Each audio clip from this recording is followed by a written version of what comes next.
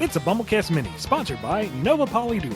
I wonder, regarding more potential antis/Moebians, what would a potential Moebian variant of the events of Forces and Frontiers be like, and how would an anti-infinite and Moebian Phantom Ruby be like? For the sake of Storybeat, Scourge is the one replacing a potential anti-Shadow in all of these moments, or one of the other Suppression Squad members. We've kind of touched on some of this before. Yeah, but this was probably in the queue while we were getting to the other stuff, so most likely. That just means that we're prepared for this answer. Well, you are. Or question. I don't remember prepared to anything. answer this question. I don't remember anything. Anyway. Like Sonic Forces, I think we kind of speculated that Kintobor did in fact try to take over the world to bring stability and peace and universal health care and that's right, yeah. Clean environments. And Scourge and the rest are like, no, and went to open war against him to bring about disaster and pollution and anarchy because they're jerks. Sounds good. And then Frontiers, oh goodness, I guess Frontiers would be Kintobor going to the Starfall, which I guess we can call Astral Rise. No, that's trying too hard. Locations are still the same, I guess. So Starfall Islands, to find the ancients, who still have to be ancient because they can't be the newbies. That wouldn't make any sense. Would the end be the beginning? We'll just call it the finale. Okay. Sage comes about the same way, except instead of any kind of hesitancy or unassuredness of whether or not she is recognized as his daughter, he absolutely embraces her wholeheartedly, and she hates it. She hates him. Ew, old man being all clingy. Mm-hmm. Let me go back to being ones and zeros. Why? Mm-hmm. And the thing with the anti-universe was that it was fairly similar up to a point. It was only around like current events where things got truly topsy-turvy. So, the end is still going to be a problem. It's still sealed away, and the Titans are still there to keep transgressors out and stopping the end from getting out. And Scourge isn't going to wreck him to save anybody in particular. He's just going to wreck it because they're in his way. Mm-hmm. New stuff, tear apart, hot diggity. He's going to go for it. Would have to find a good reason, though, why he's going Super Scourge off this Anarchy barrel and legitimately doing it again 3 times over. Because that would just about kill him the first time. Or, you know what? He's such a hothead. Maybe it's just a matter of, I can't beat him with my own power. Yes, I'm going to risk dying against the 4 separate Titans just to stomp them, just to prove a point. That sounds like the self-destructive, narcissistic jerk that he is. Would he get cyber corrupted? And how would he get that reversed, considering he doesn't have the power of friendship? Would that just be, would he just die? Well, is that it? Is that the end of Scourge? The end is released, and let's see, this would be Miles, Rosie, and Onux. Yeah. And they're like, well, none of us can go super, or we don't want to run the risk of it. All right, fine. We'll take a bullet and bring him back just to survive. That's right. Here, be cured, you jerk. Everyone is and then the he worst. Doesn't do the fight because it's out of spite, but no one's going to step to him. He'll transform. He'll do the fight. As for the back and forces, we said it was Finite, who was super humble, even to a dehumanizing degree. Yeah. And the Phantom Ruby, what did we call it? There was another term for ruby. It was a type of sapphire, wasn't it? Yeah. It was the corundum. Yeah. Or spectral sapphire. Spectral sapphire. There we go. Thank you. Let's see. If Anarchy Barrel is plentiful and gives the same boost but with a drawback, then the Spectral Sapphire would make virtual constructs, but they're like crappy. You can see right through them immediately. Mm-hmm. They're not remotely realistic. You can punch a hole through them, no problem. Well, that's kind of boring. No wonder Finite sucks. He is the tepid of puddles. He is the lightest of rain. Go figure, both infinite and finite suck. He sucks in both universes. He's an hour-long headache, not a full-on migraine. He is the flattest of hills. He's like Darkwing Duck. He's a lightly pulled muscle. He's not a full sprain. He's just the caboose. He's not a full train. Oh, no. And after all this time, he's such a bore. You'll understand if you just close that door. Incredible. Thank you. All right. With Dr. Starline currently on his unlucky isekai journeys, how would his inevitably finite time in Moebius go down when he arrives and sees Dr. Kittlebore? I can fix him. Well, I mean, that's what he thought about Eggman Prime too. Yeah, but at least with Prime Eggman, it's like he aspires to be like him. He just sees minor faults. Kintobor, the antithesis of everything that makes a Robotnik a Robotnik. He's all wrong. He's all wrong. He's just trying to make him mad about something. Can you please just hate something out of principle, please, just for me? Raisins. What about raisins? At least you hate raisins, right? Well, no, they're actually a rather nice snack. Ah! Well, does he hate Scourge? Not ultimately, no. He's sad about him. He has so much potential. Okay, well, I guess. And yeah, it's a problem that he's such a problem, but yeah, ultimately it's just tragic. Yeah, I guess that's one thudding noise is Starline beating his head against the wall. Uh-huh. I mean, I'd beat my what head do you against mean the wall. All his arsenal is non-lethal?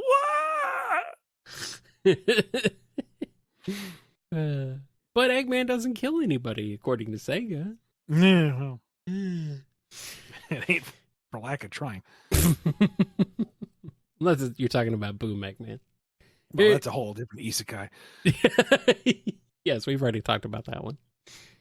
Moebian IDW Part 2, Electric Boogaloo. Regarding an anti-mimic and anti-diamond cutters, how would that go down off of how you name-drop Strangle the Lemur and Scream the Wolf in another BumbleKast? What about an anti-Jewel and an anti-Bell? And, by extension, an anti-Mr. Tinker that made the anti-Bell? Okay, now that's like two questions. Come on. Anti-Mr. Tinker is just Eggman. And I can't tell if he would have built a puppet named Death Knell or Antebellum. Anti-Bell is just Metal Sonic.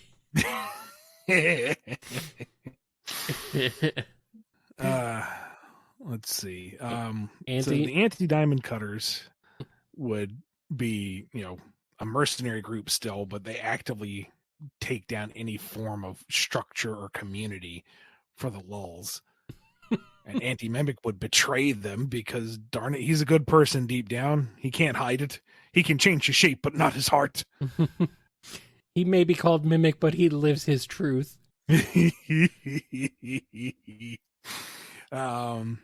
let's see. Anti-Jewel would be a jewel thief. That's Rouge who's running the museum. Okay. And I guess Anti-Bell would just be like a creepier version of Tails doll. How's that even possible? Because you get all the clickety-clackety joints. Okay, I guess. Spidery as she crawls at you with her head upside down. I guess she's more like puppety. Yeah.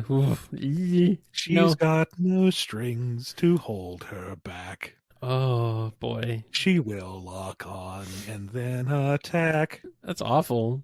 I love it. Let's do it. Make it happen. With further focusing on Moebian IDW aspects, how would things have gone regarding the Metal Virus saga in that world? Let's see. Dr. Kintobor creates the Metal Virus. It was on accident. As a means of a universal cure. Maybe if everyone didn't have to worry about disease, they could find common ground and come together as one. Oops! It turns them into zombies. oh no, oh darn, oh shoot, how do I fix this? How do I fix this? I can't tell anybody because then Scourge will try to weaponize this. Oh no, oh no, oh no. And then Scourge figures out, oh wait, if you touch someone while infected, they get infected. Oh, no. So he just starts playing tag with everybody. No. He runs to keep himself from getting infected just enough so that he can go around terrorizing everybody else. And then what? He didn't think that part through, did he? He didn't think that far. I don't know how that one's going to end. Poorly. Might have to think about that one. We're going to do a JoJo style to be continued on that one. Cue the roundabout baseline. Regarding the Phantom Rubies situation, was the only Phantom Ruby in the modern era destroyed, or are there more possible non-prototype Phantom Ruby deposits out there? Since the Phantom Ruby that made it to the Forces world was the one from classic Sonic's world. Well, they're the same world. It's just the Phantom Ruby was excavated in the past and then beamed forward in time to the present. Beyond that, we don't know. Like, was there only one Phantom Ruby?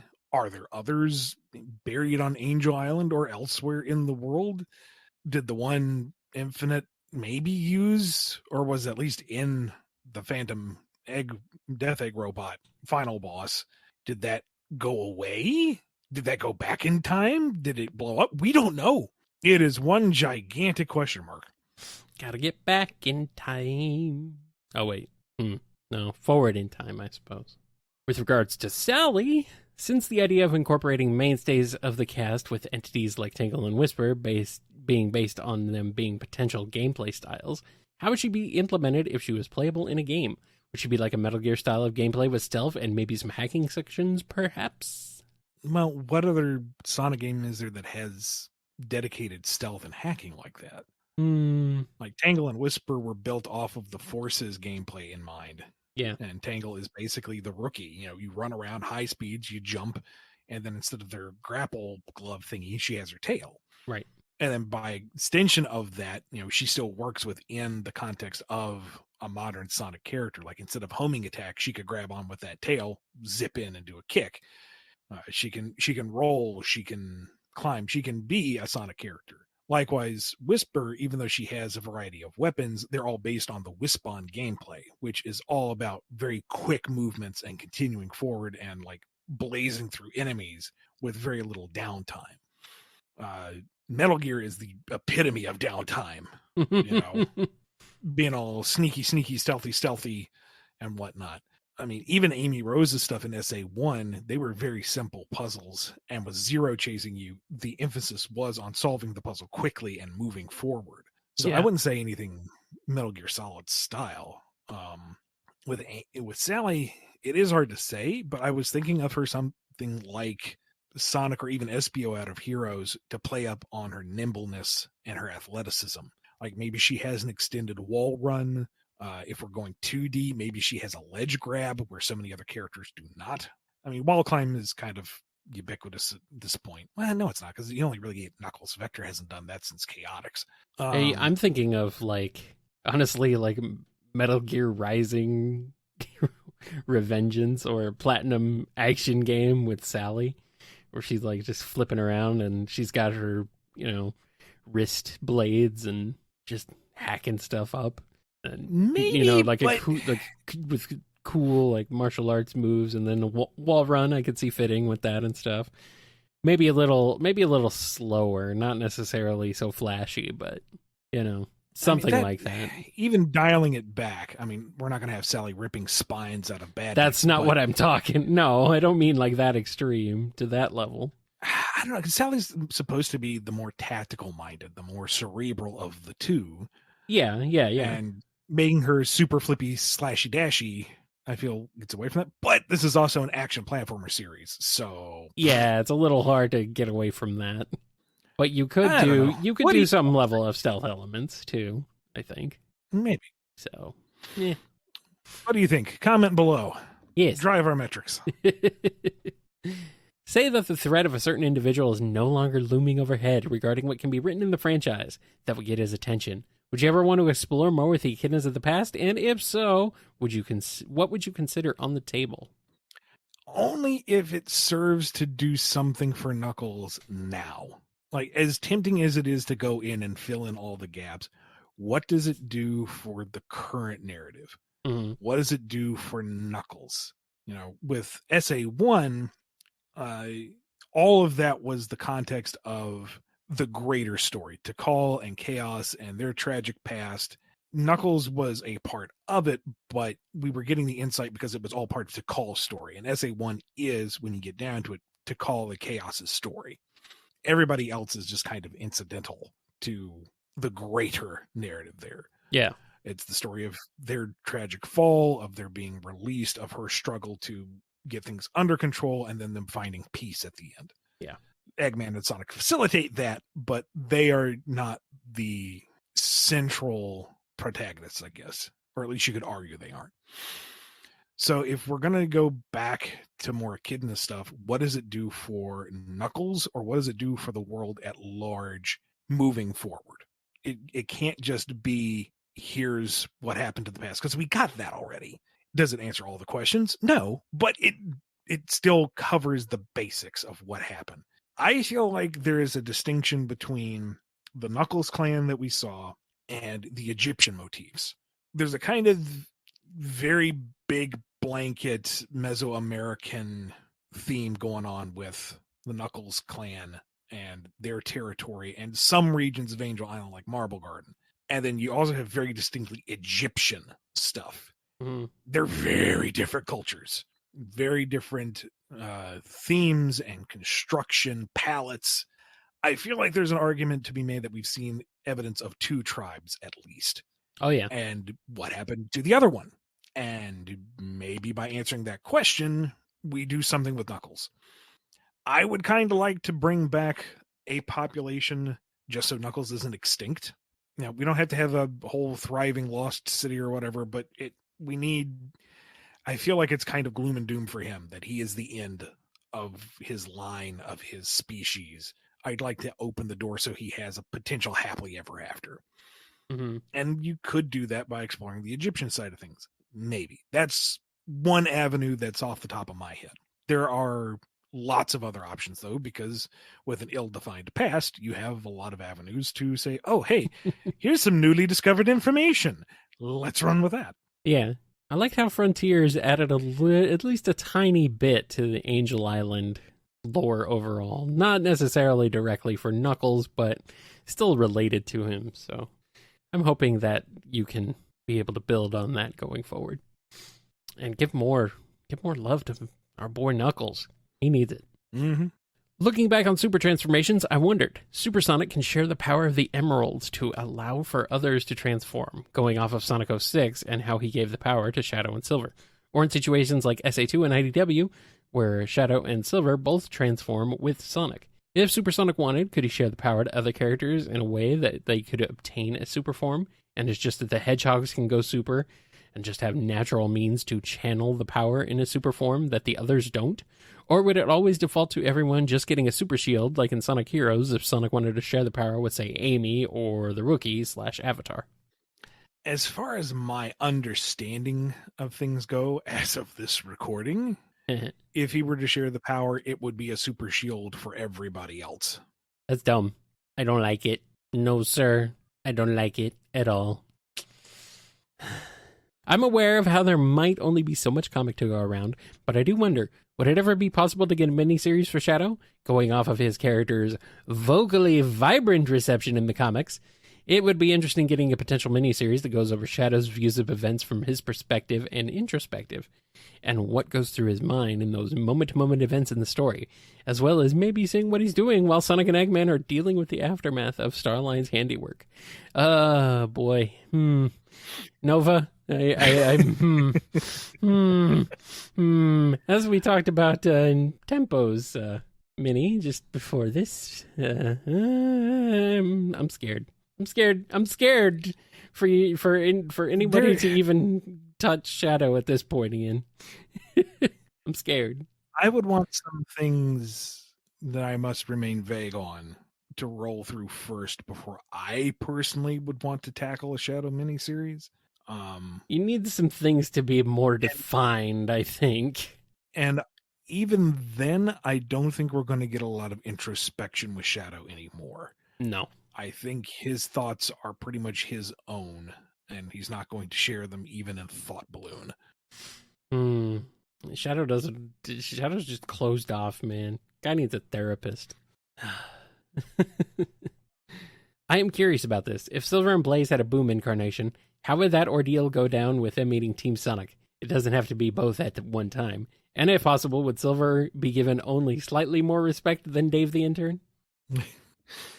I imagine they would get simplified to a large degree. So Blaze is, princess of her island, but it's just another island on the world. No interdimensional stuff. And it's just her. Like, there's nobody else there.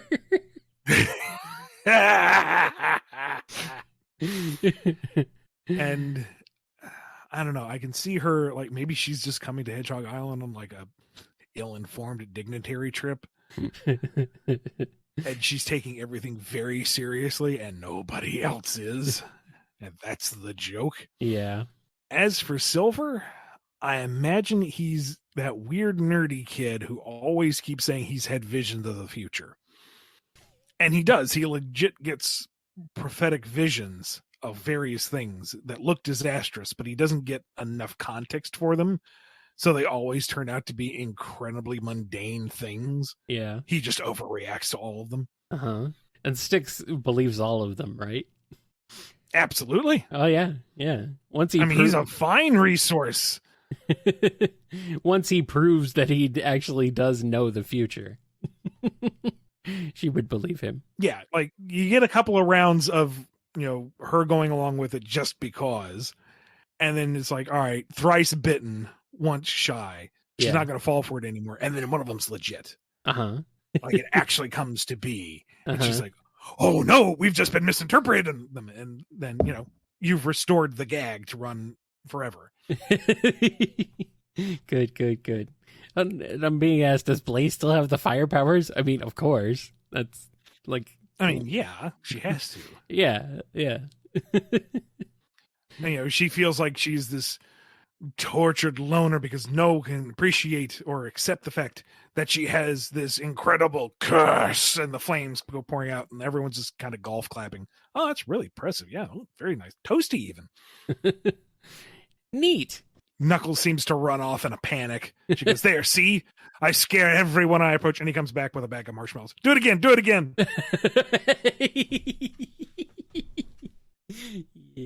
Yes. She honestly can't tell whether or not she's insulted or at ease because they're just too dumb to be afraid of her. Could she find peace here? Happiness? Can she tolerate these people? Questions she've never had to ask herself before. Does she like Moeburger? Does she think it's the most amazing food she's ever had? What would be the funniest approach? To have her be so refined that she can't tolerate that particular blend of sawdust? Or is she so refined, but this trash is exquisite? I don't know. I think I really think the latter, though. Honestly, it would be funnier. Yeah, if she thought it was just the most amazing meal she'd ever eaten in her life. She'd never had anything like it before. And obviously it's just garbage, and everyone else is looking at her like... and restraint, just starts wolfing it down Kirby style. Yeah. And she's actually like really nice to Dave when no one else is. Thinking of Dave the Intern, as well as how Styx is now apparently in the modern era now, is there a Moeburger in the modern continuity? Would there be an ultimate showdown between the globe-trotting hot dog vendor from Unleashed and Dave the Intern? No, I think Styx is the only one who's made the jump. Well, time for others to follow. I'm ready. We already have the burger joint in Station Square. We have the rivalry. We just have to revive what's there. We have more. We can have more than one burger place in the world, Ian. No, Kyle. One burger. No. Burger Man Burger. All right, one last question. Have you gotten the chance to play Spark the Electric Jester 2 or 3? Since while they're Sonic inspired, they aren't Sonic fan games. If so, how do you feel about those game style of gameplay in regards to gameplay from Frontiers? Would you want to see anything from those games in a future Sonic game? I have not played Spark. I know of it. It's just on the long list of things to play one day before I can't do anything anymore. The heat death of the universe? Yeah. I haven't played those, so I can't really comment on what aspects could translate to something like Frontiers. So, sorry. Yeah, I haven't played them either. But I kind of keep... Like, when I first heard about Spark the Electric Jester, I thought it was something somebody was just making up to screw with me. Or screw with somebody. Like, you're all talking about this game that's not a real thing. It doesn't exist. Then I look it up and I'm like, oh, okay, it is real. Never mind. I don't know why I thought it was not real, but I don't know. There's just something about that thing. Like, oh, Spark the Electric Jester, huh? Sounds pretty suspicious. It's pretty sus. But no, it's a real thing. It looks interesting. Looks cool. I like Sonic. It looks like kind of like Sonic. I'll play it. I just haven't had the chance to yet. So I'll get to it. But sorry, Nova. Sorry to end on a question that we can't really answer, but I don't know. Come back to us in a while. Maybe we'll have played it by that time. We appreciate you sponsoring this episode all the same. Yes. If you want a BumbleKast Mini of your own, head over to patreon.com/BumbleKast, Ko-fi.com/BumbleKast, or become a YouTube member. That's it. That's all we got. See you next time.